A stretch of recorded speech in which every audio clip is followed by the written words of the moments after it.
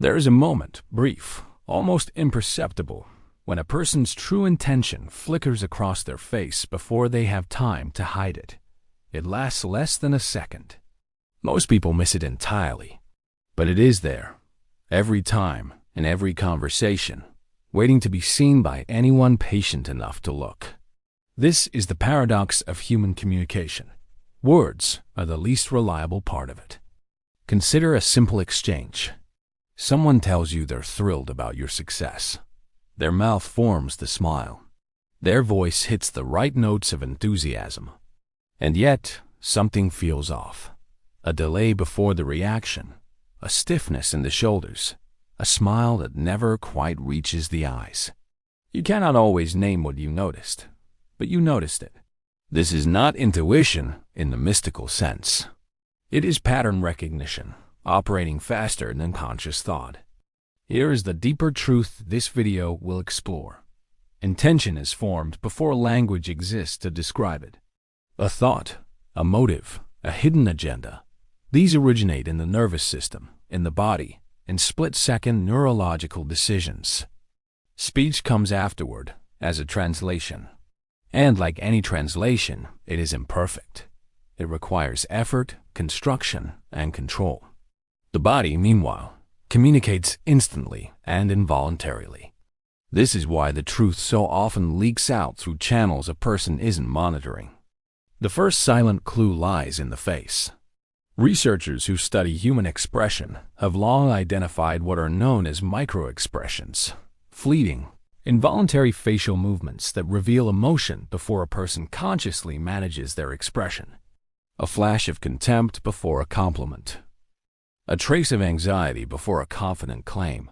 These signals are not accusations. They are data points. Learning to notice them is not about catching people in lies. It is about refusing to be a passive recipient of whatever story is being performed for you. The second clue lives in the space between tone and content. Words might say, "I trust you completely," but if the voice is clipped, rushed, or unnaturally flat, the nervous system is signaling something the mouth is not yet willing to admit. Genuine emotion tends to align. The words, the tone, and the pacing all move in the same direction. Manufactured emotion often fractures into components that don't quite fit together. Training yourself to notice that fracture is one of the most valuable perceptual skills a person can develop. The third clue is timing. Genuine responses tend to have a natural rhythm, not instant, not delayed, simply authentic. A question that should prompt an easy answer, but instead produces a long pause, suggests internal calculation. Conversely, an answer that arrives too smoothly, too rehearsed, may indicate a story prepared in advance rather than a truth recalled in the moment. Neither extreme is proof of deception on its own. But together across time, these small timing irregularities create a pattern, and patterns rarely lie. It is important to be clear about what this is not. This is not a call to suspicion, nor an invitation to interrogate every interaction for hidden motives. Constant distrust corrodes relationships as surely as naivety invites exploitation. What is being described here is something more disciplined, the cultivation of awareness, the ability to observe without immediately reacting, the willingness to let behavior, not promises, become the primary source of information about another person's character. This is a skill. Like any skill, it can be built, refined, and sharpened through deliberate attention. It does not require special talent or an unusual gift for judging people. It requires only the decision to stop listening exclusively to words and start paying attention to everything surrounding them. Because ultimately, the people who understand this distinction between what is said and what is shown are rarely deceived twice by the same person. They move through the world with a clarity that others mistake for instinct, but which is, in truth, something more powerful, trained perception. And that is where the real transformation begins. Every person who has ever been blindsided by betrayal remembers the moment afterward, replaying the signs they now realize were there all along.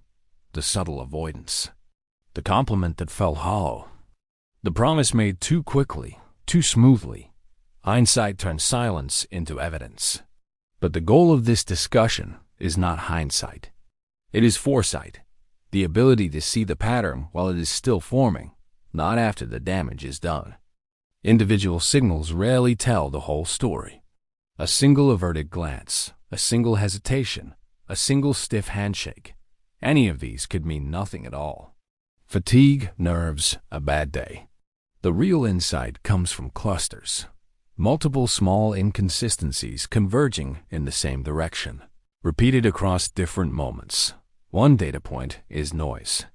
3 or 4, aligned, become a signal. Watch for posture that contradicts stated warmth, a body angled toward the exit while the mouth insists on staying. Watch for enthusiasm that arrives a beat too late, as though it had to be manufactured rather than felt. Watch for the subtle art of avoidance disguised as busyness. The person who is always about to follow through, but whose actions never quite arrive. None of these, alone, condemns anyone. But clusters build a case that words cannot argue against. Here is the distinction that matters most: performance versus consistency.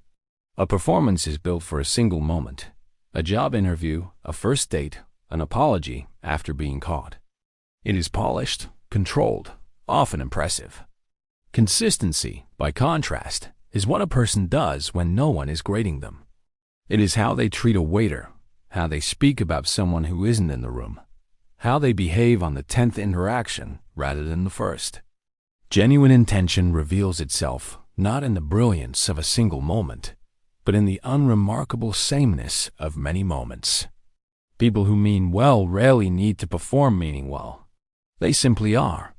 This is where self-trust enters the equation. Many people feel a flicker of discomfort around someone and instantly override it, dismissing it as unfair, irrational, or unkind to assume the worst. But that discomfort is not weakness. It is the output of a mind that has silently cross-referenced years of pattern data faster than conscious reasoning ever could.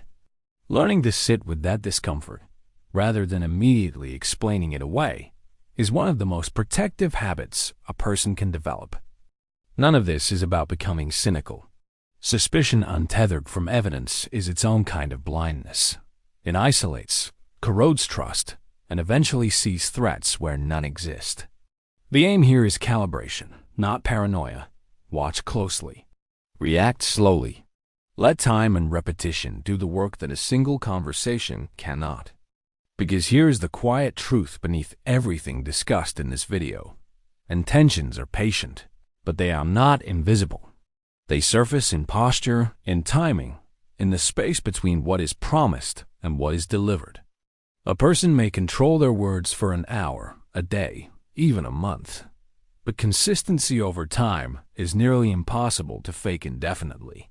The mask eventually slips, not through some dramatic confession, but through the slow accumulation of small, unguarded moments. The real transformation is not learning to distrust people. It is learning to finally trust yourself, your observations, your discomfort, your quiet sense that something doesn't add up. That instinct was never irrational. It was evidence, waiting for permission to be believed. So the question is this: the next time something feels slightly off in someone's words, will you override that instinct to keep the peace, or will you finally trust what you've already seen?